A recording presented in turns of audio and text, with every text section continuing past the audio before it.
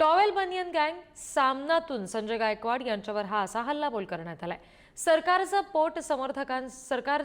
पोट समर्थकांचे गुन्हे पोटात घालणारे असल्याचं सुद्धा सामनामध्ये म्हटलेलं आहे।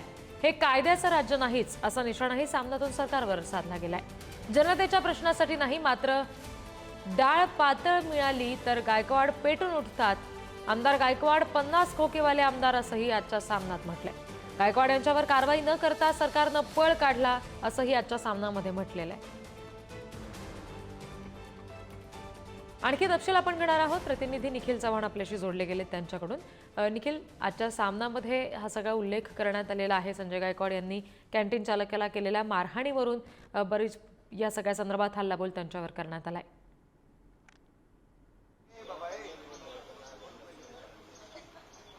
नक्कीच आपण पाहिलं तर रिद्धी गेल्या काही दिवसांमध्ये राज्यामध्ये ज्या काही घटना घडत आहेत आणि या घटनांवरून आज सामनामधून चांगलाच समाचार घेतल्याचं आपल्याला पाहायला मिळते। कारण या अग्रलेखामध्ये गेल्या काही दिवसांमध्ये महाराष्ट्रामध्ये घडलेल्या घटना असतील, मग त्या विधान भवनापर्यंत आलेल्या घटना असतील, यांचा देखील उल्लेख या अग्रलेखामध्ये करण्यात आलेला आहे। गेल्या राज्यभरामध्ये अनेक ठिकाणी आहे ते पूर परिस्थिती आहे, त्यामुळे अनेक शेतकऱ्यांचे नुकसान झालेले आहे। त्यासोबतच नदीवरती पूल नाहीये, त्यामुळे अनेक शाळकरी मुलांना शाळेत जाण्यासाठी व्यवस्थित रस्ता नाही असं देखील सांगण्यात आलेलं आपल्याला पाहायला मिळालं। त्याचाच समाचार आहे तो या ठिकाणी सामना अग्रलेखातून घेतलेला आहे आणि हे कायद्याचं राज्य नाही असं देखील या ठिकाणी म्हटलेलं आहे। कारण संजय गायकवाडांनी ज्या पद्धतीने जे कृत्य आहे ते केलेलं आहे, म्हणजे आकाशवाणी आमदार निवास उपहारगृहामध्ये, त्याचा देखील समाचार या ठिकाणी घेतलेला आहे। त्यामुळे अग्रलेखामध्ये या सर्वच गोष्टींचा उल्लेख करत राज्य सरकारचं कुठेतरी या संपूर्ण घटनांवरती लक्ष नाहीये आणि हे कायद्याचं राज्य नाहीये। कारण शासन हे फक्त जो विरोधात असतो त्याच्यासोबतच होतो असं देखील या सामना अग्रलेखामध्ये आपल्याला पाहायला मिळालंय। त्यामुळे